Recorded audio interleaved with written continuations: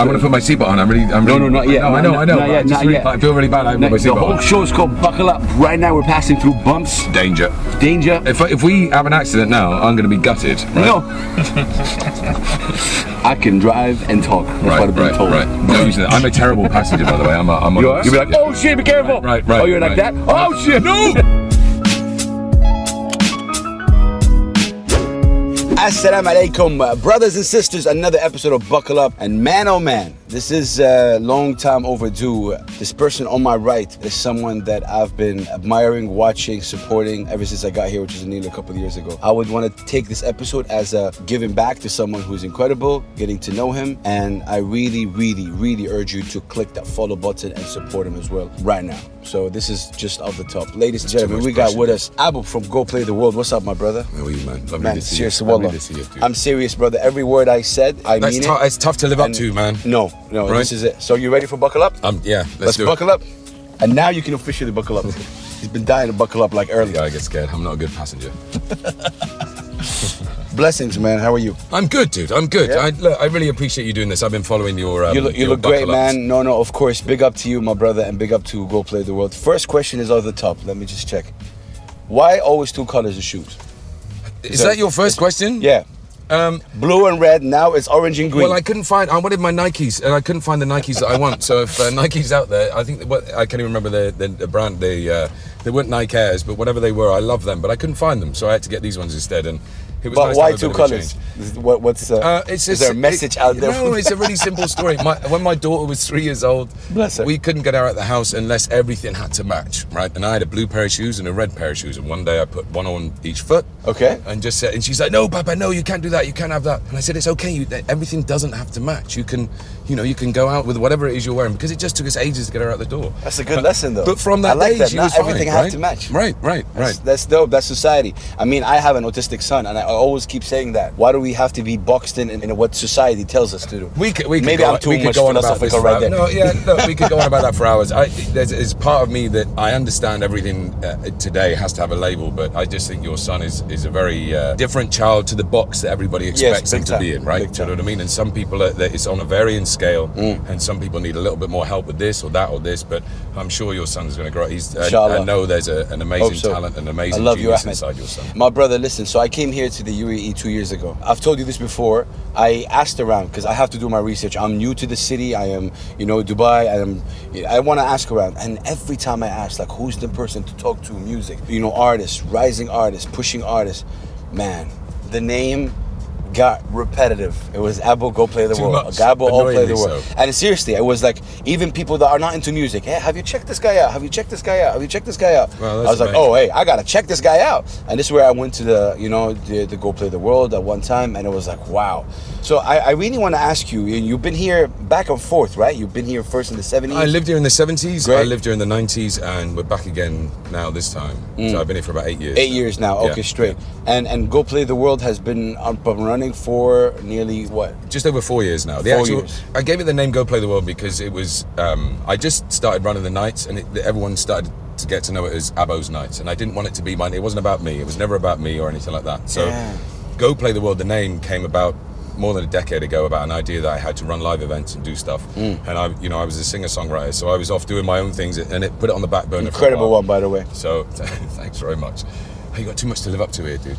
No. So I tried. Wait. I'm not very good at talking about my. No, but everyone that knows Abbo knows what I'm talking about, man. Okay, let's go. I'm not good at talking about myself and bigging myself up, but we'll talk about it. And I enjoy more bigging other people up. It's so much easier for me to say, like, if I said to you, right, listen to my album, it's amazing. You'd be like that. He's a bit cocky. Whereas if I said to you, listen to this other guy's album, it's amazing. You might take it. You take it in a completely different perspective, right? We'll get into that. But I mean, for Go Play the World now, it's been running for over 4 years. Do you remember the first night ever? First night? Yeah, I was quite worried about it because when I first came here, I came here as a singer-songwriter. Yes. Right? My wife got a job here, and I came here as a touring, gigging singer-songwriter. And it was a barren wasteland for singer-songwriters. There was some here, but there was nowhere on a regular basis people could get together and play. And I remember when I first came here that you had the Hamd El Abris, Juliana Down. I remember Sabrina Riley. She was out there as a singer-songwriter. Wow. There's another lady, Francoise Crosby. She was out there doing the singer-songwriting stuff. Tim Hassel. And please forgive me. I'm going to try. I don't like dropping names because I know there's somebody I've forgotten in that list that I should have mentioned. The Recipe were another. Of course. Shout out to guys that are out. And I got to say, the hip hop scene when I was here, ironically, were the first ones that gave me my gigs as an acoustic guy, singer-songwriter. Right. Wow. I'm all for these people out there just enjoying talent. Right. They gave me my first chances, which put me out there. No, supporting you say that because a lot of people might think that it's all the alternative kind of / rock kind of vibe. No, look, there was other things going on, but there wasn't. There was a lot of the hip hop scene was already big while I was here, right? So there was already nights going on, and I'm like, dude, I want to get out and play, and there weren't many places for me to play. Like, there was the odd jam nights and stuff like that, but which was great. There's nothing wrong with that, but there wasn't an opportunity to get up like, right, I am a singer-songwriter, and here's my set of 30 minutes, 40 minutes to get out and play. Right, it was the hip hop nights that gave me that opportunity to start off with. So I'm really appreciative. How was that first night? The Go Play the World night? Yeah. It was reasonably quiet, I have to say. I think we had 6, 7 acts I think, on the first night. 6, 7 acts? 6 or 7 acts. You just told me like last week you had 40 or something. 30 is the most we've ever had in one night. 30. Wow, right? This is just... but it was, for me, it was an opportunity to see if I can balance trying to get more people out to learn how to be musicians on a stage, and try and run ideas that I had with my original Go Play the World idea about 10 years ago. I've got kind of different things that I wanted to do, a list of things that, I think if I do it that way, it's going to be successful. If I do it that way, if I do it this way, if I do it that way.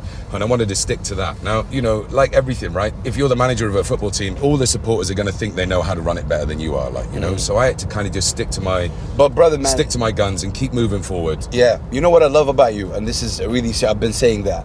First of all, consistency. You've been maybe one of the very few consistent. I had to. That's good. And second, which is very important, I've heard you say this in an interview before, and this is true. Most of the open mics out there, ladies and gentlemen, put your hands together for a block.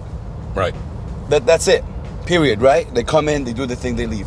With you, I think you focus as well on giving an opportunity to everybody. It doesn't matter how good you are or how maybe less good you are. No, look, everyone needs the opportunity to practice, and everyone needs the opportunity to practice in front of people. And I've seen people that have got up on stage that, if you want me to be frank, were pretty terrible, right? Yeah. But I bet you, when they're at home and no one's listening, they're amazing.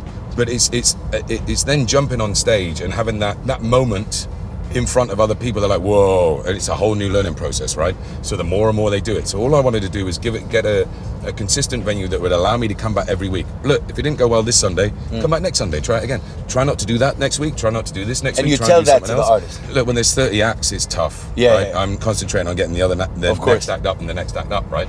So I try and do that. I've taken some people aside. I do a lot of coaching, like artist development management with a lot of the acts. So when I've got a specific time just to dedicate to them, then I do that a lot more. But I do my best to throw the odd comment at somebody, and they might take it a little bit harshly, but it's like, oi, don't do that, do this, right? Do this next week. Okay, all right, cool. And they go away and do what they do. But over the years, I've always I've enjoyed helping people. I enjoy giving people a little bit of advice. You're that kind of person. It seems but like it's just in you me, like right? helping other people, which is great. Yeah, but I've made a living from it now. Yeah. Right? People said all my life, oh man, you're too nice to people, you're too this, you're too that. Where now I'm been able to support my family by being that thing that people said was maybe not such a good thing to be, right? So yeah, I just enjoy helping people. Yeah, and it doesn't take much to give somebody a little bit of advice so they come back and they, some people will go away and go, yeah, thanks very much, and then just go away and do what they do and not give you credit for it or thank you for it. But obviously this sense of consistency that I've got, it's lovely that people recognize that actually this guy is genuinely trying to help people. You always have naysayers and you always have people that your detractors, if you like. You know what? I put them in a box, and I don't try and convince them any other way. I just keep consistent. Well, let's say there is a music scene here. We can say it's there's building, a scene, it's right? building. Yeah, it's building. Absolutely. Okay, and I'm one of those people that would say, like very new to the scene, but I really appreciate how it's been growing. But when it comes to the music scene, why is Abbo so much focused about pushing really everybody? And what is it? Is it because you love of music, or is it something else? Oh no! Look, when I first came here, there was, like I said, a list of maybe 5 or 6 names I could say were doing music, and I want to be part of a music scene that I'm proud to be a part of, and that I can see. Because this is where you can actually say, I've been part of it since when it's building up. My main aim, right, is an aim of longevity for me, and if I leave this, amazing country one day, I can look back in 20 years and just point to somebody and go, look, I was part of building that.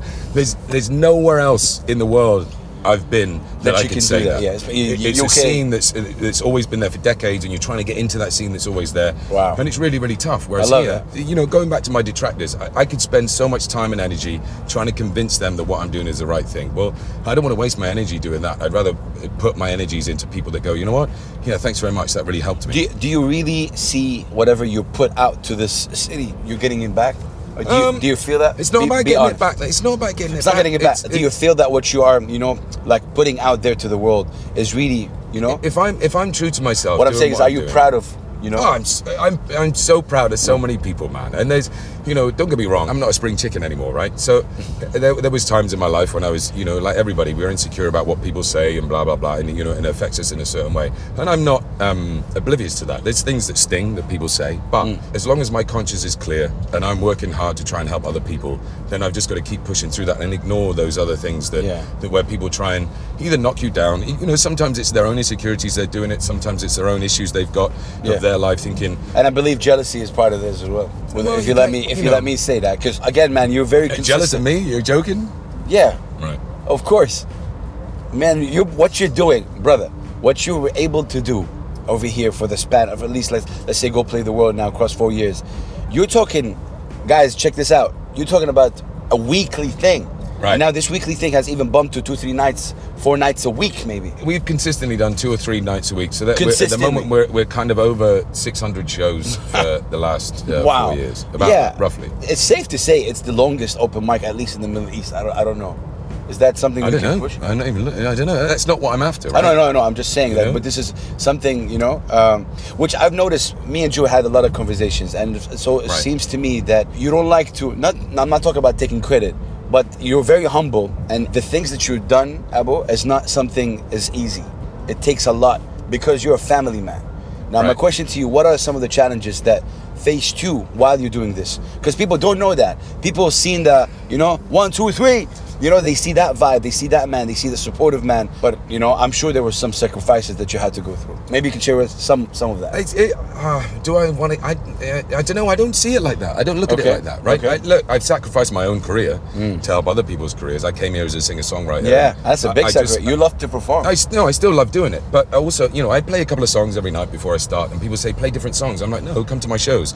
So in a way, that's helped me. So when I do my own shows, and they're very few and far between these days, but when I do my own shows, people actually make the effort to come and see my music because I extend it beyond the same 2 songs that I play every night when I'm doing the open mic nights. But again, it's not about me. It's never been about me. What I've tried to do is provide as professional as I can, a stage set up with as professional equipment as we got, the sound as best as we can do it, and give people a platform. So all they've got to do is concentrate on putting across their performance. They don't have to worry about, where are my cables? Have I got batteries? Have I got this? Have I got that? So, you know, it's annoying if they don't. Does it get hard? That's what I mean. Does it get hard sometimes? Yeah, it's tough, but you get into a zone with doing that. You expect the worst from everybody in the sense that somebody's going to turn up with a guitar with no battery in it or this and that. And you just think, you know what? That's just what happens. That's happened to me in my life. It's annoying when you're at that moment where you're really trying to be as quick as you can. But it's nice to give somebody a digger. Don't do that next week, right? Bring a battery next week. But you can't give people a hard time for that because you're dealing with, like, you know, 20, 30 acts a night. Somebody's going to go, oh, I forgot my capo, I forgot this, I forgot that, I forgot this.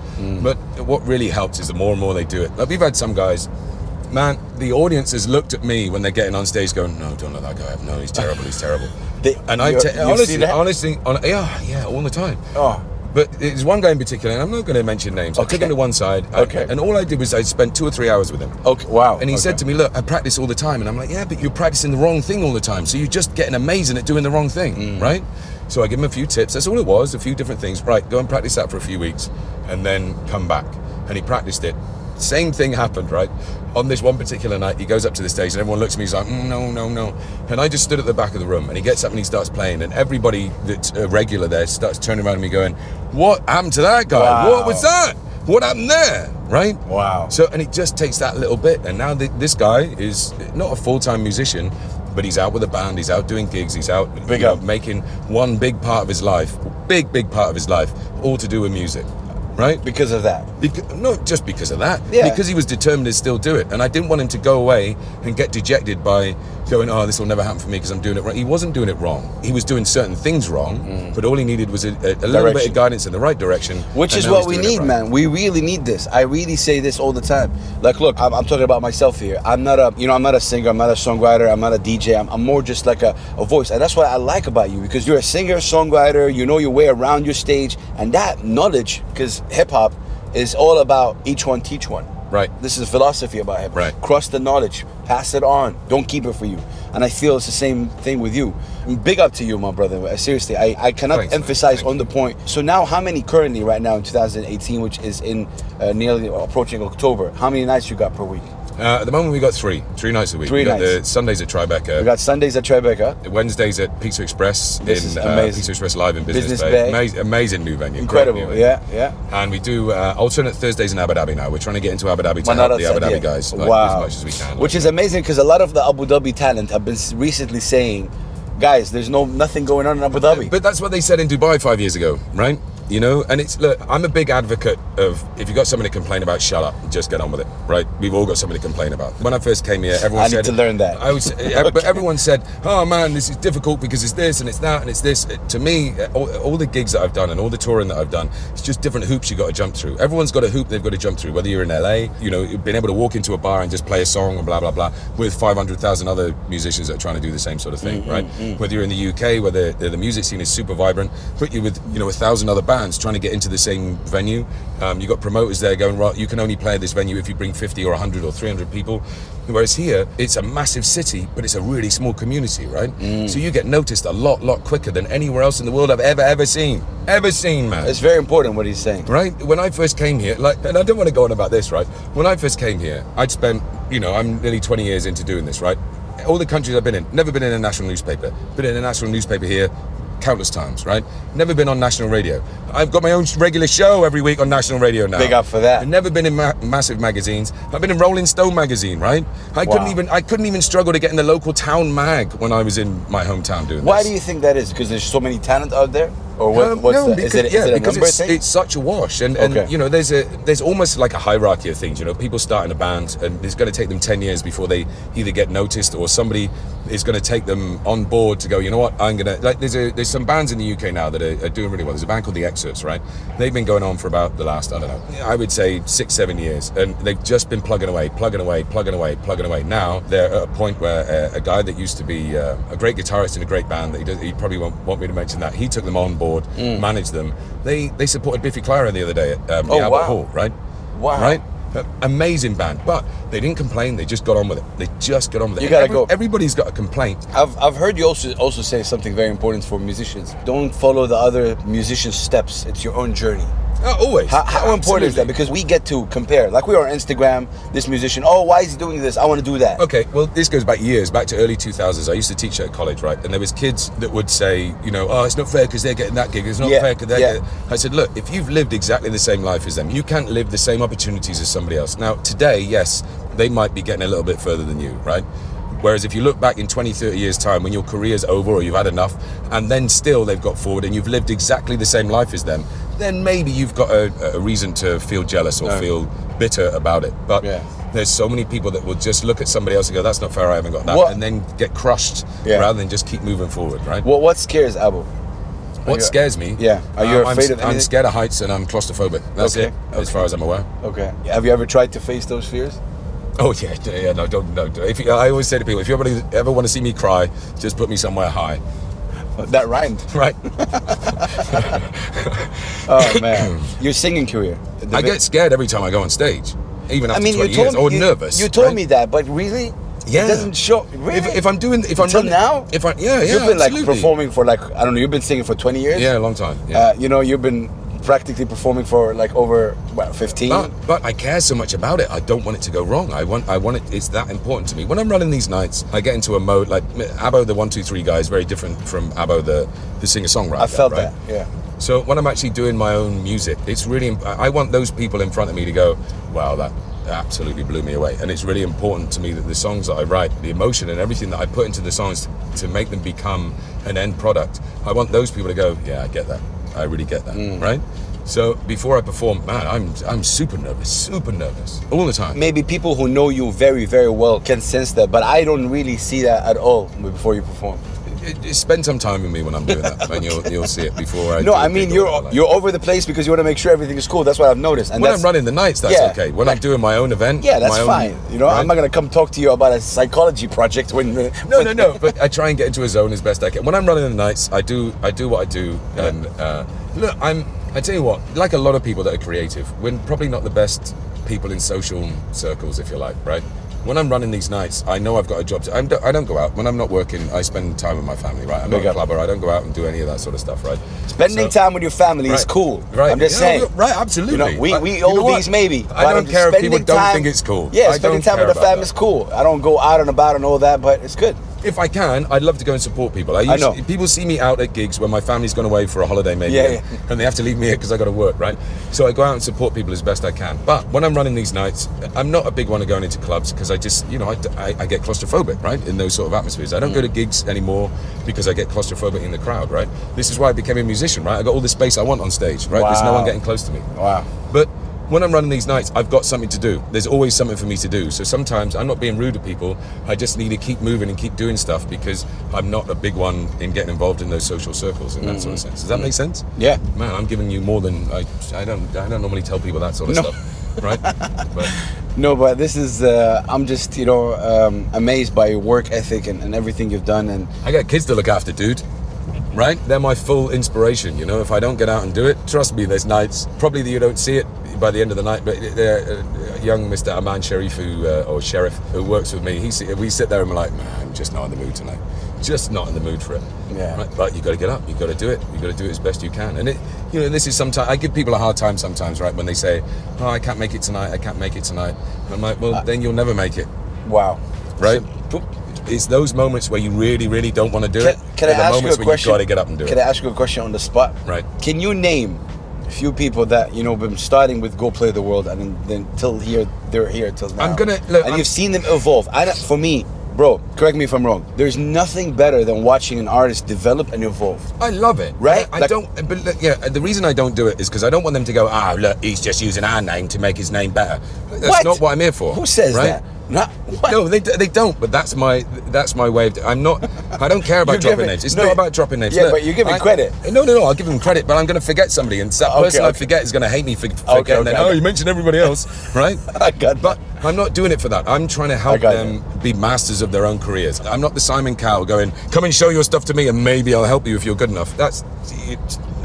I nearly swore then. I'm not going to swear. Would you say you give everybody an equal opportunity? Yeah, absolutely. Everyone has a chance to get up there and do it. No, but some other people are more talented than others, no? Yeah, but if somebody comes in with an ego, I don't want them there. Okay. It's not about having that. Look, one of the ways I try and describe it, we have people there that are, you know, are not very advanced in their careers of music. That doesn't mean they won't be if they don't dedicate themselves. I know people that have been absolutely amazing at the start of their careers and people that have been absolutely rubbish at the start of their careers. That person that's been absolutely amazing becomes complacent, stops. The person that's rubbish is now a successful musician because he's dedicated himself and he's learned and he's progressed and he's persevered and persevered and persevered and he's got it. He's got what he knows what it needs to get somewhere, right? Yeah. So all I want to do is I don't want to take credit for these people. I can mention names all day long if you want, but it's not about dropping names. I could drop names of people that I've worked with, but it's not about that. I want people to see, man, this guy's doing what he's doing. Not, I'm going to go to this guy because he worked with this guy. I'm going to go to this guy because he did this gig. Or what's the reason of, again, I'm talking here GCC wise,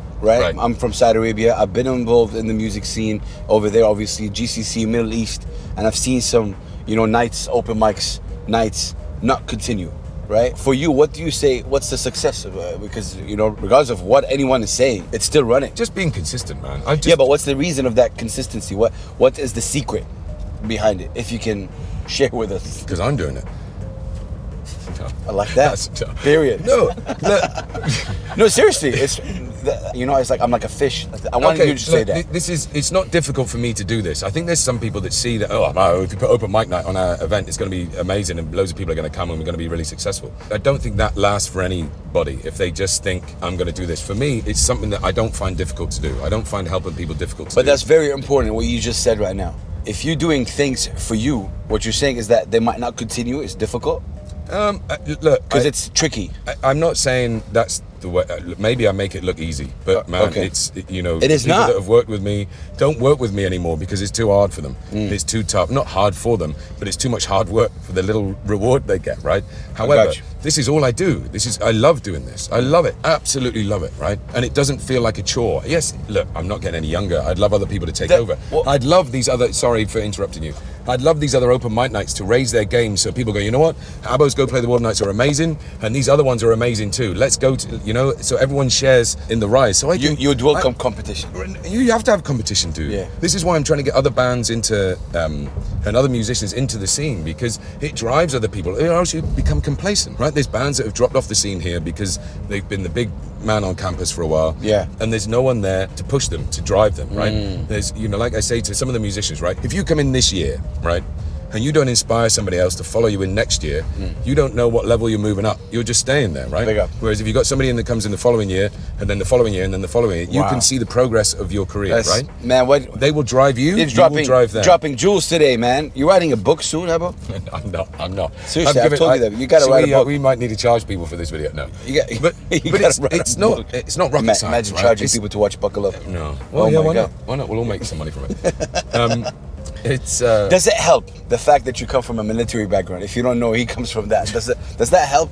Because military background in music, what does it? I don't know. Careful what you say. Thanks for bringing that up. I don't know. I grew up in a very strict household. I tell you what, I had to work. I always wanted to be a musician. This is probably the best way. It's not necessarily the military. Yes, it has helped me in certain instances, but for me, like, people don't understand, you know, I spent the first 28 years of my life, for me, living somebody else's life, right? I was an engineer doing whatever I was doing, and, you know, I enjoyed it. What kind of great. engineer, though? Bio something? I was an aircraft engineer. That kind of engineer. Planes, right? Mashallah. So I always wanted to be a musician. I just never knew when that was going to happen, right? But I didn't want to complain about the work that I did. I could have easily have, like, skived off, or if you understand that word, it's an English word, right? I could have easily have just pretended not to work and just got through my day and got through my day and got through my day. But I kind of, what I wanted to do was build a work ethic behind, because I always knew I was going to be a musician one day. Always knew it. It was always in your heart. Yeah, I just never knew when it was actually going to happen. Wow. So all I wanted to try and do was like, right, if that's going to happen one day and I become lazy because I'm an engineer and don't want to be an engineer, then when I become a musician, I'm just going to be a lazy musician, right? Does that make sense? So all my life, no matter what job I did, man, I've done some terrible jobs, right? Everything from, you know, cleaning toilets to working behind bars to, you know, sweeping streets, all this sort of stuff. And I wanted to go, you know what? I want to be the best guy that sweeps that street. Not just do my job. So every job that you were doing did it to the best of my ability. And every job that I did, people said, man, you should do this for a career, you're great at that. And I'm like, no, that's not what I'm going to do. It's nice that you recognize that. Yeah. But what I'm trying to do is just build my work ethic up. So when I become or go into the career that I want, my work ethic is just going to be something I don't have to work on. That's just going to keep driving forward. Going back in time a little bit, why do you think that took time? Or you're a musician? Yeah. Fear. Fear? Yeah. Fear? Yeah. Really? Yeah. Man, what? I was just scared to say to people that, yeah, I'm going to be a musician, by the way. And then I got to... Wow. We're getting it. You said you only wanted this 15 minutes long. I know. It's just, Azarel's going to kill me, but I mean... When I was a kid at school, I tried, you know, to be in a band and stuff like that, and it got so many people, didn't necessarily bully me, but it took the mickey out of me, because my voice was breaking. I gotta say, I know what they took a mickey out of that. This is recent. What? I didn't know what they took a mickey out of. Oh, right, sorry. But anyway, now I know. Started teasing me, right? Because my voice was breaking. And where you guys at right now? I already had a... Where you guys at right now? Show me your faces. Try to tease him. And then you'll see a whole army. I don't get it. It doesn't. No. It doesn't affect me anymore. It used to. It affected me so long, right, that I spent many years not doing the thing that I really truly desired in my heart that I wanted to do. And then I got to a point, if you want me to be frank, where I lost everything, and so I had nothing left to lose.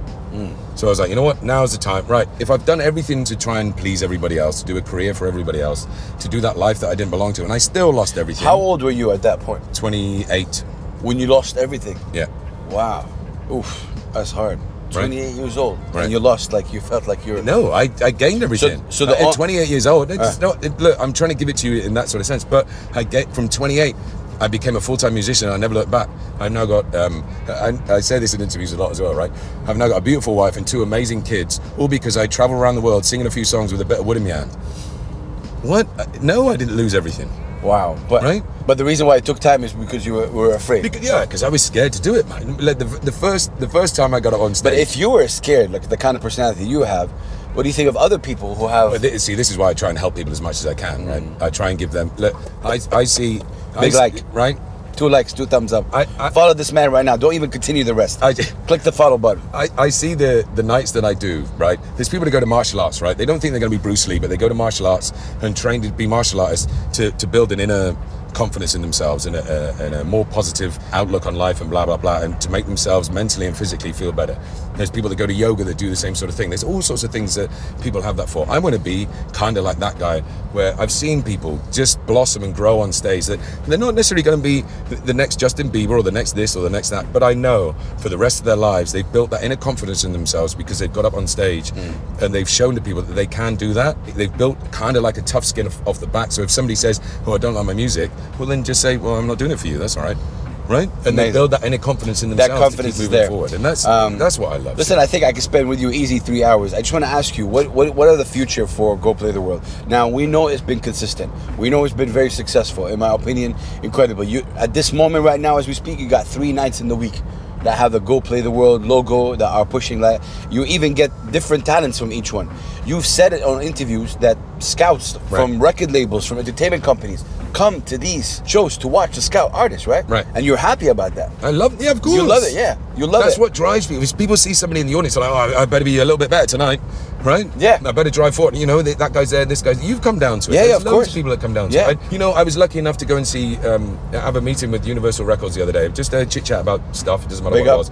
This lady knew me when I walked in the door. I'm like, what? The lady at Universal Records knew who I was. Yeah. Yeah. And I was like, what? No way. Yeah. Right. It's also that's amazing. These record labels over here are also doing their homework because it doesn't make sense when you come in. You got to know what was going on. No, but I love that. But that's what a lot of these people don't realize. There's people that if it's their career and they're doing it, they do their homework and they work hard and they really do want to help people, and they can't always pick you up and help you and throw you into a massive career. But if you put in the work and put in the effort, they will reciprocate that at some stage. A yes or no question: do you think an artist should go for a record deal if he gets offered one? Yes or no? Did he answer? That all depends. No, yes, if that's what you want. No, if that's what you don't want. Oh, come on.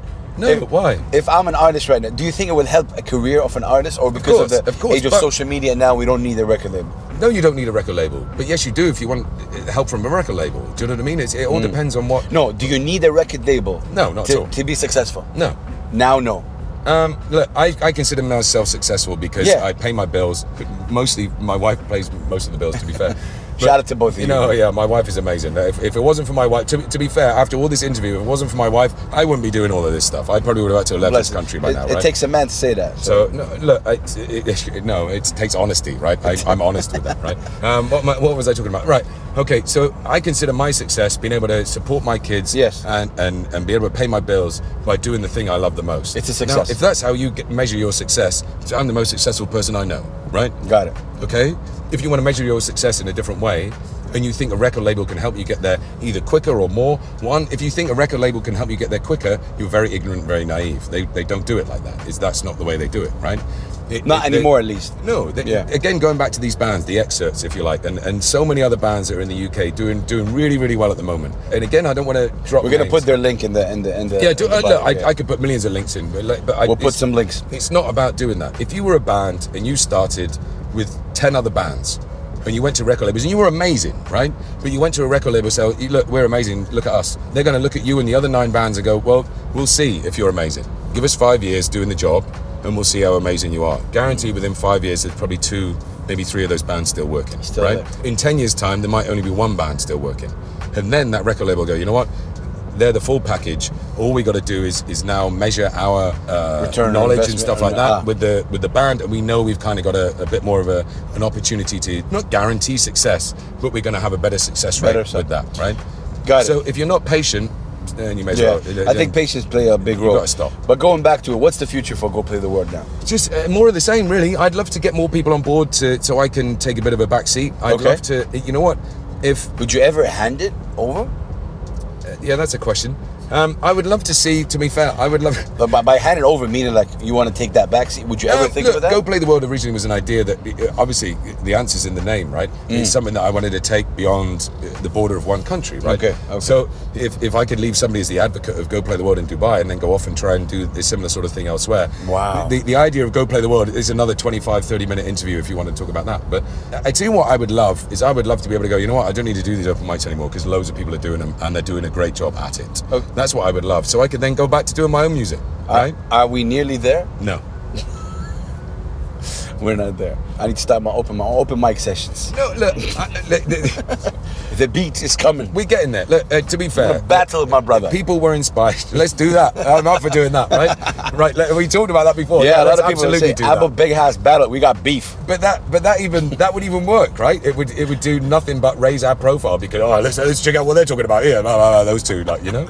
But yeah, let's do that. That's funny. But there was people inspired to start businesses because of what I did. That's amazing. But I've spent 20 years learning my craft as best I can. Who do you look up to? Who do I look up to? Yeah. What inspires you? Like who? How do you mean? Like who? Is there someone you look up to? I don't like putting people in that position that that's a tough one, man. Who do I look up to? I look up to everybody. I look up to the guy that comes into our nights that was absolutely crapping his pants 6 months ago and now he's getting up and going, you know what, I love this. I look up to the guy that's... But that's the kind of person Abbo is, man. I think people need to get to know you. What I don't like is some people just meeting a person one time and just all of a sudden saying, 1, 2, 3 about him. Yeah, but that's all right. Huh? That's all right. I'm not bothered about that. That's I wrong. can't let that... No, but if I let that bother me and let that affect me, it would affect my music, it would affect the way I help other people. And don't get me wrong, I sit at home in my own, dark room sometimes on my own, and things do sting. I'm not, I got you. Okay. You're human. I'm not impervious to the comments and the things that I hear. However, I'm not going to... it's like social media, right? You see people sit in their room, type in their opinion, and somebody will try and change their mind. You will never change their mind, right? So if somebody has an opinion about me, done. There's nothing I can do about it, man. I'm not going to waste my energies and my love for doing what I do on trying to convince them that I'm doing the right thing. All I can do is be consistent. And one day, and I've had this, by the way, one day they'll come up to me and go, you know what, I was wrong about you. Yeah, fair play. You have people say that? Yeah. Wow. But it's having patience, right? For me, it's all about patience. And I try, like, you might not think I'm patient on the nights, but I try and be as patient Hurry up. as I... Right. Is that it? Yeah, because... look, I gotta get a soundbite. Say it again. No, I won't do that now. But the reason I run these nights the way I run these nights, I'm there anyway. Yeah. I'm there the whole night. Yeah. Right? So it doesn't bother me. I'm worried about these people that are watching the things. Like, you want to keep them entertained. That's why I do the 1, 2, 3. If I just put musician after musician after musician after musician, the audience kind of zone out eventually. Yeah, true. So when I shout the 1, 2, 3, everyone's like, it's somebody on stage. Yeah. So you bring their eyes back to the stage again, gives them that opportunity, right? Yeah. So and there's all different philosophies of trying to keep people interested. And I want people to come down to our nights because I don't care if they know who's playing or not. That was been one of my whole philosophies is, let's go down to that night. Why, who's playing? I don't know, but it's always a great night. Boom, that's it. I've come from a world where I played gigs with, like, I'm saying this flippantly again. There's 3 bands on the bill, right? So one band is on at 8, one band is on at 9, one band is on at 10. Okay. So the first band, their mate's coming at 8, have one drink, and they bugger off after 20 minutes, right? Second band, it's not exactly like that, but it's that sort of thing, right? And so many venues closed in the UK because they were running it like that, because the promoter said, right, you can play, but you got to bring all these people. And if you don't bring all these people, you got to buy all your tickets. And it's just like, oh, dude, no, don't do that. And eventually, not just because of that, but a lot of venues shut down. What I'm trying to do is, like, I want the audience to come down because it's a great night, and the musicians, if the audience come down because they know it's a great night, guaranteed you, the way that musicians are, they'll come down because they know there's people to play in front of. Yes. Right? Guaranteed, 100%, right? But I mean, I'm just, man, I'm just blown away with the amount of things that you're able to do right here in the span of, especially with Go Play the World now, 4 years. What's your wish for Go Play the World? I mean, other than you go and, I kind of would love it eventually to be the idea that it was initially. The fact that the UAE and Dubai has given me the opportunity to prove things in my head, like, in a sense of, like, you know what, if I run it like this, I think it will work, and if I did it like this, I'm sure this would work. So, I don't want to be McDonald's, I don't want to franchise it like that, but if you could build a basic philosophy behind this, and people say, you know what, that's successful, how's that successful? And then they start listing how it works. Right, let's copy that idea. let's copy that idea and move that forward. And ultimately what it does is will make the local music scene or the music scene of open micers and blah, blah, blah, the start of what is eventually the successful musicians be more and more successful. I'm about to drop a bomb. Oh no. Yeah, it's just something that inspired me right now. Actually, I was inspired by something. I was inspired by friends of mine are doing the first Middle East podcast session tomorrow. Right. Okay, so some kind of a Middle East podcast, right? Right. Why don't we do the first Middle East open mic gathering? Well, we've done loads of them. What are you talking about? Middle East. Right, I'd love to do that. Like for you, I'm talking about people who arrange open mics for them to meet. And you know, from the Middle East, I'm talking people in Lebanon. What, train them up? Huh? Train them up. No. Me, do a gathering. Do like some kind of conference. I'd love to do that. Wouldn't that be amazing? Yeah, it'd be ace. Like open mic conference. Look, the thing for me is I love doing this. There's a lot of other people that do it because they're either, you know, and I don't want to use those words really, but I will. They're either failed musicians or they're just trying to earn a bit of cash. They're not as successful doing whatever else they're doing, so they're trying to find something else to do to add to their money, which is fine. Yeah. I mean, I'm not saying necessarily here, but the people that historically that have run open mic nights don't do it because they're like, you know what, I love trying to help people with their careers. They do it. No, but I'm really serious because, you know, I have connections in the Middle East. I know some people. I'm sure if we even do research, we get people in the GCC, Bahrain, Kuwait. You know, why haven't we done this already? I want to do it. Let's do it. Let's do it. Seriously. I'm up for doing it, yeah. And the hip hop battle. Right? The hip hop battle? Yeah. Let's me and you? No. Was it hip hop against acoustic artists? Let's do that. Right. Actually, let's do that. Yeah, let's do that. Are you guys okay with that? Let us know. Whatever it is we do, we find either a hip hop act or an acoustic act. Hip hop would win, bro. I'm not saying it wouldn't, because I was going to suggest me taking on the hip hop act and you taking on the acoustic act. What, so yes, of course hip hop would. No, we give them coaching and mentoring and stuff like that. God, there's no what? What? Yeah, you'll definitely. You started it. Huh? What? No, I'm talking. I get like 3 or 4 rappers, right, and you get 3 or 4, you know, from the acoustic, you know, scene, and then they'll battle it out. And we see who's flexing more. Something like that is really important. See who the guys like more. But it's also, I don't care about that. It's not about competition. We're not. There's enough competition out there without us. Really? Yes. You just said there's no competition. Huh? There's no competition. No, I mean competition in the world of being a musician, getting out and being a musician is competition enough, right? Yeah. Now, if we got those together, yes, by all means, let's do it in a way where it's entertaining and everyone can see that. But my main aim for that is the connection of acoustic artists and hip hop artists. Let's do that. You know what? That's actually not. You know what? Let's do that. Okay, we'll talk because about it. You know, for me, I'll the hip hop guys. I'll get a rapper and you'll get a guy and we'll put them all together. Right, and the hip hop guys were the ones that gave me like some of my first breaks here. Right. So the fact that, you know, I'm a lyrical man as well. Like, I write songs on acoustic guitar and I write lyrics. That was my thing. I wrote poetry before I picked up the guitar, right? Go out there and dance. So right. So the connection I've got in a sense with hip hop, especially in modern music, is probably more towards hip hop than anything else, right? Really? Well, I think so because it's all about lyrics in hip hop, right? Abbo likes hip hop. No, I never said that. I do. I like all sorts of music, but what I'm saying is that, you know, do you like R&B? The people that talk about lyrics more in this day and age is more hip hop artists than anything else. Yeah, true. Right? No, hip hop is the #1 genre in the world now. Right, absolutely, and you can see why. Yeah. Right. Yeah, I'm not with the new wave of hip hop. We're not talking about that. Right, yeah, we're not talking about that. No, but seriously, bro. Let's really arrange this Middle East open mic conference. I think a lot of people would be able to learn from your success and make it happen in their countries. I know a couple that run in Kuwait, in Bahrain, in Saudi. If I can sit and talk, sorry, I didn't mean to. I feel bad. But if I could sit and talk to people rather than like running my nights, I just have 3 seconds just to shout something. If we could sit and talk properly, then people would like hopefully some of these people they've got a bit more of an idea of, even though I talk really fast, it's like, oh, he's not just that guy that shouts 1, 2, 3 and shouts Azarel. Yeah, of course. Right? Yeah. No, there's a little bit more to it. I think again, I was inspired by this podcast community in the Middle East is really growing.